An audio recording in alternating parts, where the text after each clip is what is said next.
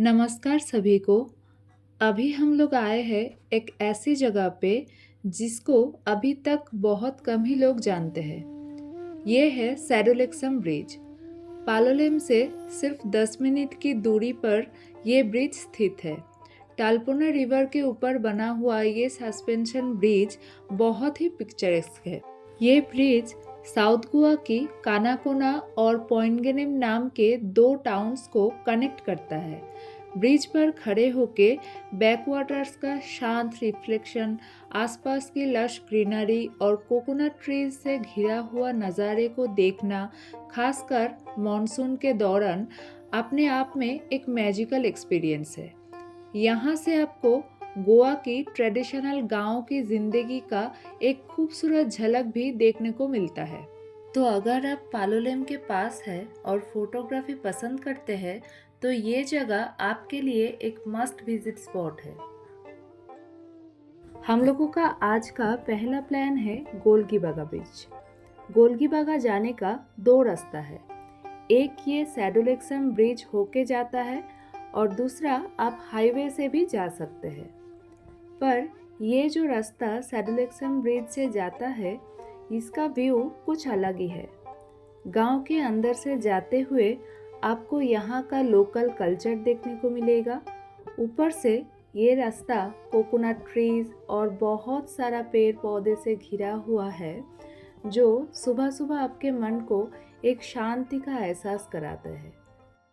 अभी हम लोग चलेंगे गोलगीबागा बीच के तरफ, जिसे एक hidden treasure of south Goa कह सकते हैं। यहाँ से गोलगीबागा बीच सिर्फ 5.6 किलोमीटर है।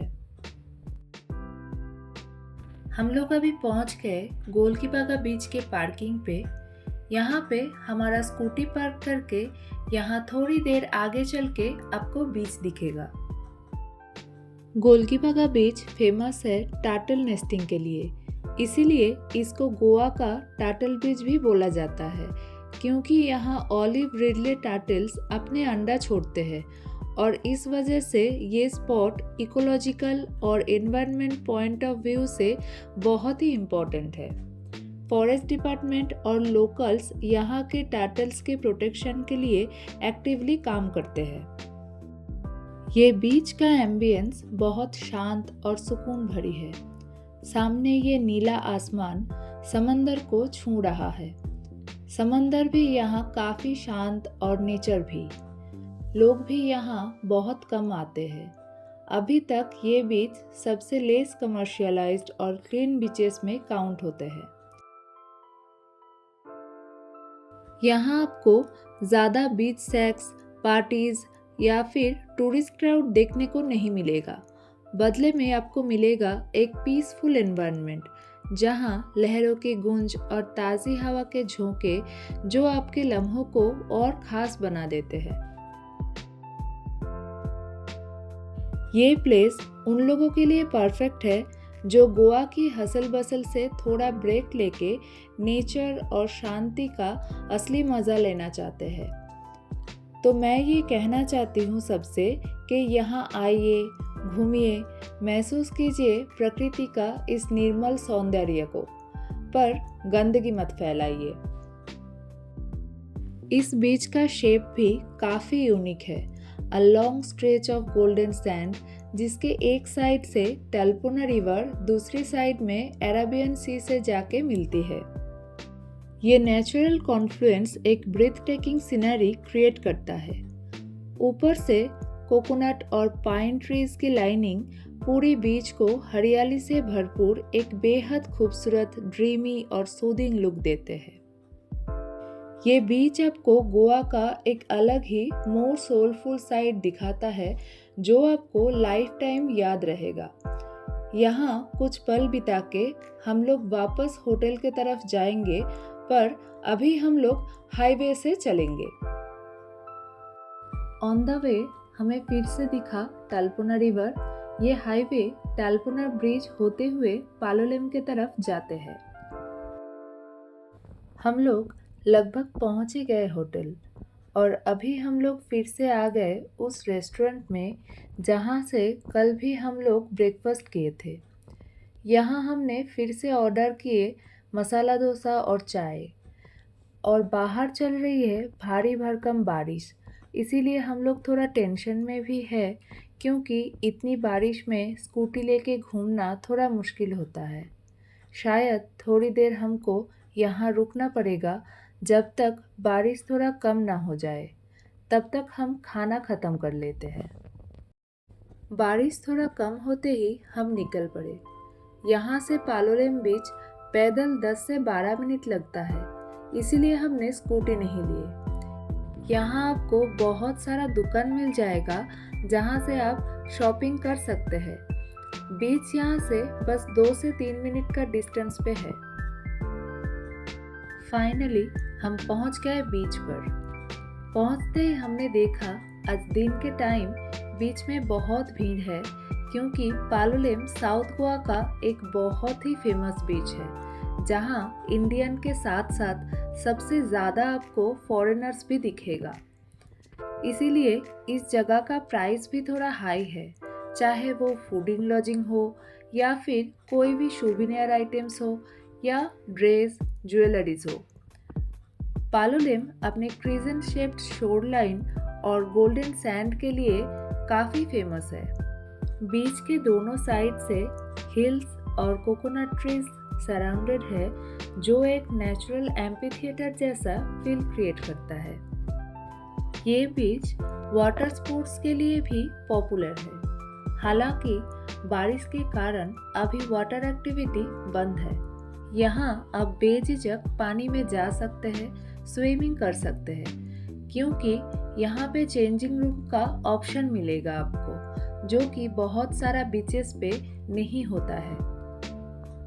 यहाँ पे कुछ लोग बोल रहे हैं आज का वेदर थोड़ा क्लाउडी है और थोड़ी थोड़ी देर बाद ही बारिश चालू हो रहा है, इसीलिए पालोलेम का असली मज़ा नहीं आया। मॉनसून में वाटर एक्टिविटी बंद होने के कारण भी ये बीच उतना क्राउडेड नहीं है जो अदर्स टाइम में होता है।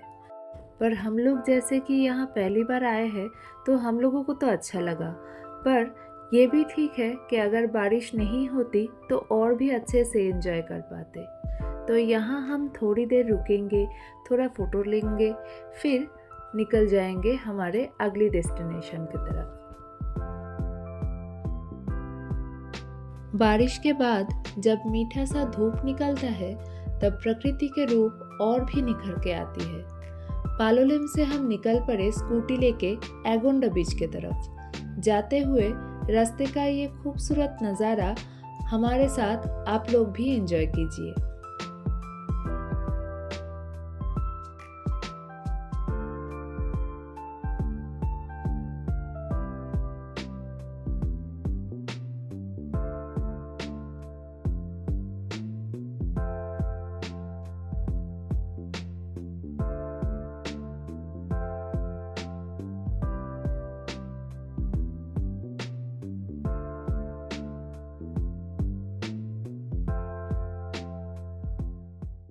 हम लोग पहुंच गए एगोंडा बीच पार्किंग पे। पीछे हम स्कूटी पार्क कर लिए। अब थोड़ा आगे जाना है बीच के लिए। मेन बीच थोड़ा नीचे है, तो यहाँ सीढ़ियों से हमें नीचे जाना पड़ेगा। एगोंडा बीच के बारे में जितना सुने थे, शायद मॉनसून के कारण ये बीच और भी खाली है। पर एगोंडा बीच फेमस है इसका पीसफुल एनवायरनमेंट के लिए, इसीलिए ये बीच ज़्यादा फैमिली फ्रेंडली है। यहाँ बीच साइड बहुत सारा रिसॉर्ट्स है, जैसे Agonda villa, the dreamland beach resorts, जहाँ आप रह सकते हो।